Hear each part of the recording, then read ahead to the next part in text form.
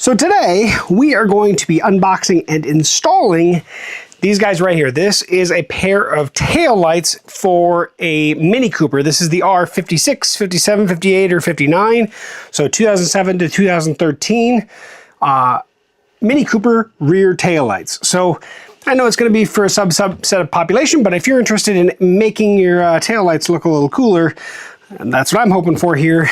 So we're going to put this on my 2013 R56 Mini Cooper S. Without further ado, let's get into this guy.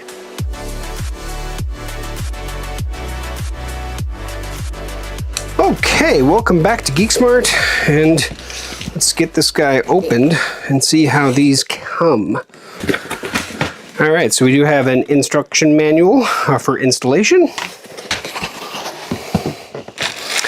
And then obviously we have taillights. Looks like everything's already pre-installed. There's a switch on them. Interesting, we'll find out what that does. And then the other one, same exact thing on that one. Now these are from Archaic-global, and I will put links in the description, so if you're interested in this specific set, I will have a link. Looks like we do have a wiring harness of some type, so probably depending on various things, but various pieces in the bag. We're gonna figure out what that all is, and then we're gonna get these installed. Figured to do this in the nice air-conditioned space before I have to go out in my hot garage. Okay, so these adapter harnesses right here are going to be for the 2007 to 2010 model. Since I'm doing this on a 2013, I won't have to use this, but if you have one of those earlier models, you will need to use the adapter harnesses that are in here. So I won't need those. These guys here are probably, it must be also be for those earlier models. So I'm not going to need that. So I don't need any of that. Secondly, these switches here. So if you have a 2007 to 2010 model, you're going to actually flip this to, technically I guess it's on, but the one indicator, the I, you're going to flip that on to I. And that's going to be if you have, oh, they actually have a picture. So the earlier models with the center bumper light. If you have the older models that have two lights on the outside and the lower bumper, you're going to take this switch, flick it to 0. So in my case, I'm pretty sure I have to go to 0. Something else to mention here is they have a few different ways for the light to look. And so there is an app to control and modify that. So yeah, just so you're aware, and I'm actually seeing this right now, those modules actually go on here. So that's where they go. I wonder if they just replace the one that's on it. I'm gonna go with what they have on it. And if I need to use that, then I guess they need to use that. Brake. Running lights, left turn, right turn. Okay, so I'm at the tail light of my 2013 model, and sorry about the sun. The sun's coming through pretty good, but I think I got to take this now. According to the directions I do, at least the older models you do. What's the best way here?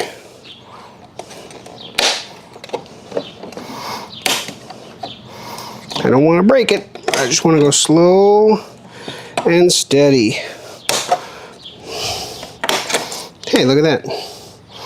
Looks like there are 1, 2, 3, 4, 5, 6 clips, mainly on the inside track.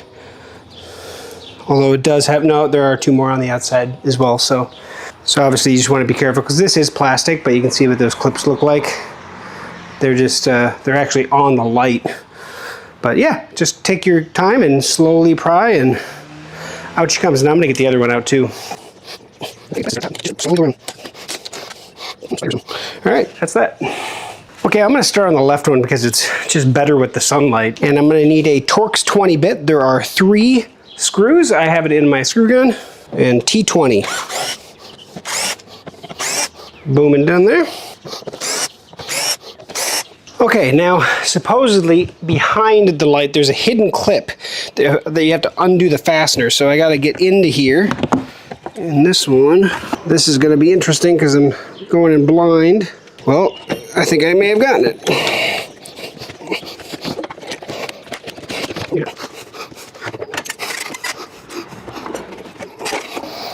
Okay, so that hidden clip's at the very top.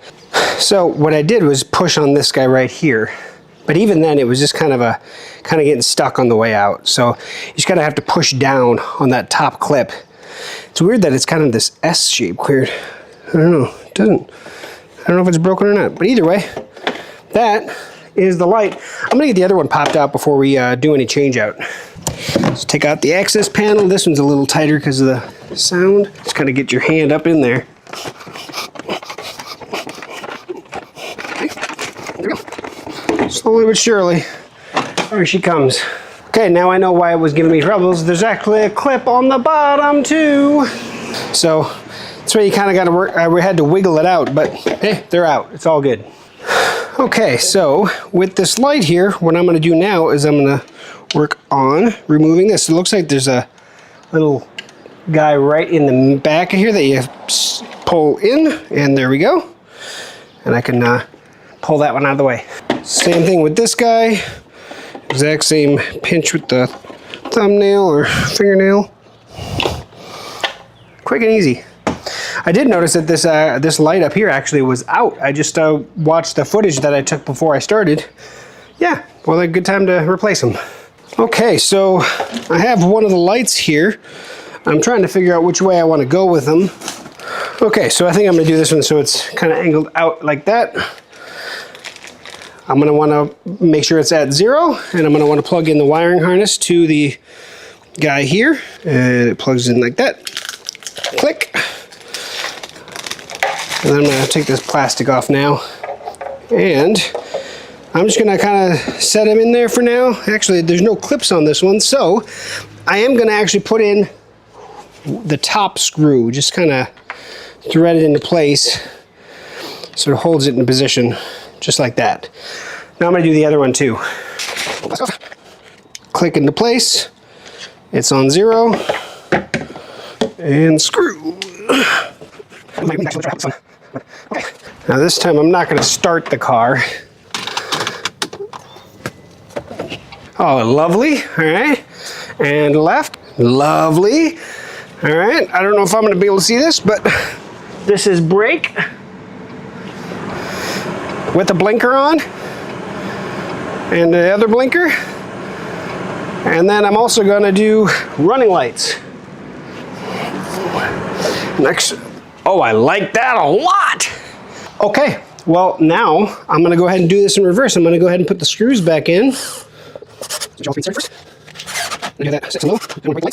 There we go. And then I have the trim piece from before.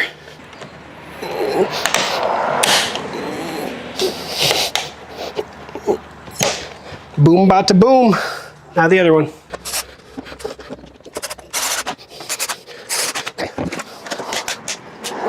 That is that. All right, well, my last pieces are just buttoning up these doors in here one more time. They're just kind of a pain in the butt, but I've done them once before. There we go. And